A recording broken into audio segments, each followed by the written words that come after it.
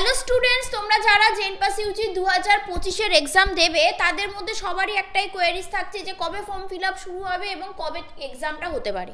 দেখো, form fill আপের date তো এখনও ডিসকাস হয়নি, মানে ডিক্লেয়ার হয়নি যে কবে থেকে ফর্ম আসবে। তবে হ্যাঁ, এক্সামস কিন্তু কবে হবে জেনপাস ইউজি, এএনএম, জিএনএম এগুলো কিন্তু সব অফিসিয়ালি নোটিফিকেশান এসে গেছে। কবে এক্সাম হবে টেন্টেটিভ ডেটও কিন্তু পাবলিশড হয়ে গেছে। তো তার থেকে আমরা বুঝতেই পারছি যে খুব শিগগিরই কিন্তু জেনপাস ইউজি, জিএনএম, এএনএম এগুলোর ফর্ম ফিল আপও স্টার্ট হয়ে যাবে। তো কিভাবে দেখবে কোন এক্সাম, মানে ডাব্লিউবি যেই যা যা এক্সাম কন্ডাক্ট করে কোন এক্সামের ডেট শিডিউল কি এসেছে সেই শিডিউলটা আমরা আজকে দেখে নেব।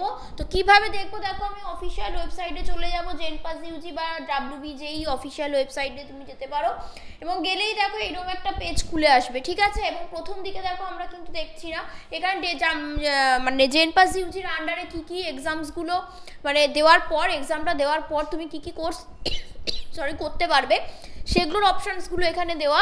আমি যদি একটু স্ক্রল করে নিচে যাই তাহলে দেখো নিউজ অ্যান্ড ইভেন্টস বলে একটা পার্ট পাবে তোমরা। তো নিউজ অ্যান্ড ইভেন্টের যে পার্টটা পাবে সেখানে টেন্টেটিভ শিডিউল অফ এক্সামিনেশান 2025 আছে। চলো এটাকে ক্লিক করি।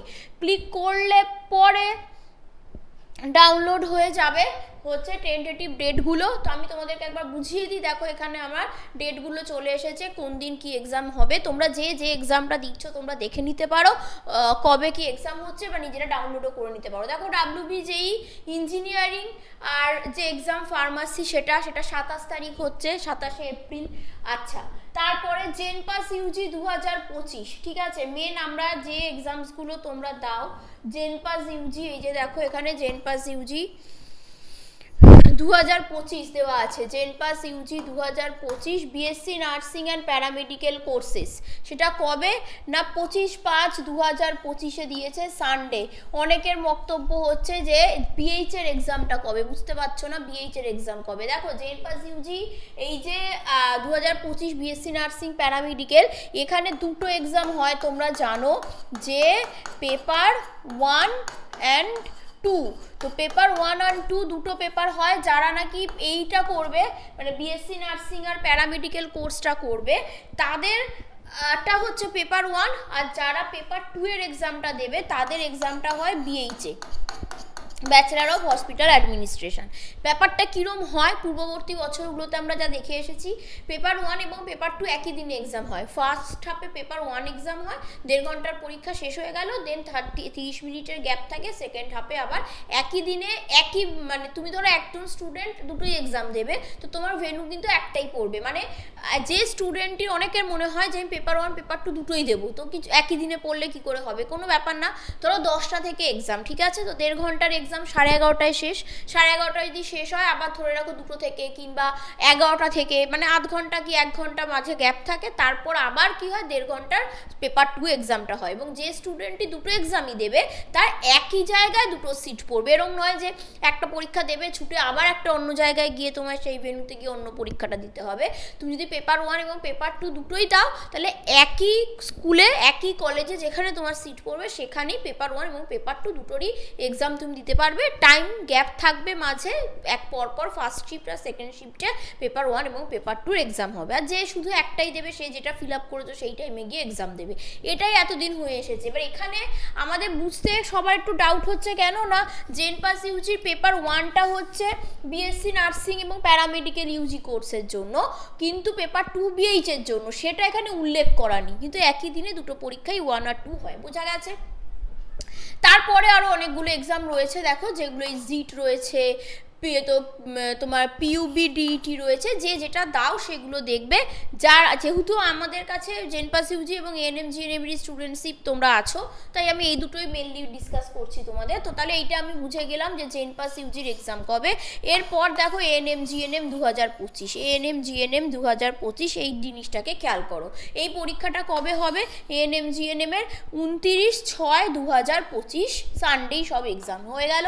তো তাহলে আমি একবার যেই কথা বলে দিই, ওটা এপ্রিল মাসে। এটা মে মাসে, মানে আমার জেনপাস ইউজি মে মাসে, আমার জিএনএম এএনএম হচ্ছে জুন মাসের 29 তারিখ। বোঝা গেছে? এই হচ্ছে এক্সাম ডেট। তো তার মানে খুব শিগগিরই কিন্তু ফর্ম ফিল আপও শুরু হয়ে যাবে, সেটাও তোমরা খেয়াল রাখবে এবং আমিও ভিডিও তোমাদের সঙ্গে ডিসকাস করে দেবো। তাহলে বোঝা গেল। এবার বলে রাখি, কেউ যদি চাও, বুঝতেই পারলে ডেট ডিক্লেয়ার হয়ে গেছে, এক্সামস আসতে চলেছে 2025-এর প্রিপারেশন কোর্স, এএনএম জিএনএম হোক, জেনপাস ইউজি হোক, ডাব্লিউবিজেইর ক্ষেত্রেও ফিজিক্স আর কেমিস্ট্রি, এই দুটো সাবজেক্টের যদি প্রিপারেশন কারোর প্রয়োজন পড়ে তাহলে অবশ্যই কিন্তু তোমরা অ্যাডমিশন নিতে পারো। অ্যাচিভার স্টাডি সেন্টার অ্যাপটাকে ইনস্টল করবে, অ্যাপের লিঙ্ক ভিডিও ডেসক্রিপশনে পাবে, বা তুমি গুগল প্লে স্টোর থেকেও ইনস্টল করে নিতে পারো। কেউ যদি ভাবো যে আমি আইফোন ইউজ করি, সেখানেও তুমি ওটাকে ইনস্টল করতে পারো, কোনো রকম কোনো সমস্যা নেই। এবং অ্যাডমিশন রিলেটেড কোনো কোয়ারিজ থাকলে স্ক্রিনে যে নাম্বারটা যাচ্ছে সেই নাম্বারে হোয়াটসঅ্যাপ মেসেজ করে রাখতে পারো। প্রত্যেকটা কোর্স ফিস, মানে জেনপাস ইউজি, নিট, এএনএম জিএনএম প্রত্যেকটার কোর্স ফিস কিন্তু 18 মার্চ থেকে 25 মার্চ 2025 পর্যন্ত টোটাল যা কোর্স ফিস ছিল তার অনেকটা পার্সেন্ট রিডিউস করা থাকবে 18 মার্চ থেকে 25 মার্চ পর্যন্ত। তো যদি কোনো স্টুডেন্ট ভাবো যে হ্যাঁ আমি প্রিপারেশনটাকে বুস্ট আপ করতে চাই, কিংবা কেউ সবে এইচএস এক্সাম দিয়েছো, তো তাই জন্য মানে একদম যেটুকু টাইম আর পড়ে রয়েছে সে সময় একটা আমার ক্লাস কোর্সের দরকার, আমি যাতে ভালো করে প্রিপেয়ার হয়েছি কিনা, এমসিকিউ সলভ করতে পারবো, তুমি মক টেস্ট দিতে পারবে,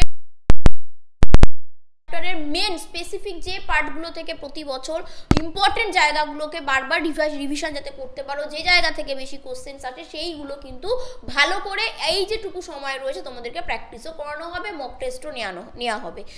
এবং ক্লাস তো অবভিয়াসলি সব সাবজেক্টের ডিটেলস ক্লাসও কিন্তু থাকবে, তুমি যেটা লাইভ জয়েন করে টিচারের সঙ্গে ইন্টারাকশন করে ক্লাস করতে পারবে। তো যাদের মনে হচ্ছে দরকার 18 মার্চ থেকে 25 মার্চের মধ্যে, বললাম কোর্স ফিসটাও অনেক রিডিউস আছে, সেই সুযোগটা কাজে লাগিয়ে তোমরা কিন্তু অ্যাডমিশন নিতে পারো। একটা কুপন পাবে, সেশন এন্ডিং কুপন, ওই কুপনটা ক্লিক করলে কোর্স ফিসটা অনেকটা কমে আসবে, ফিস পেমেন্ট করলে অটোমেটিক তুমি ক্লাসে জয়েন হয়ে যাবে। আরও যদি কোনো কোয়ারিজ থাকে ক্লাস রিলেটেড, তুমি স্ক্রিনে যে নাম্বারটা যাতে হোয়াটসঅ্যাপে মেসেজ করে জানতে চেও, কি জানতে চাইছো সেই প্রশ্নটা তুমি করে রেখো, তুমি অবশ্যই রেসপন্স পাবে। তাহলে বুঝতে পারলে কবে এক্সাম আসছে, তুমি প্রিপারেশনের ক্লাস চাইলে কি করে কি করতে হবে সেটাও আশা করি বোঝা গেছে। তো সেই মতন তোমরা প্রিপেয়ার হতে থাকো। সবাইকে all the best, thank you.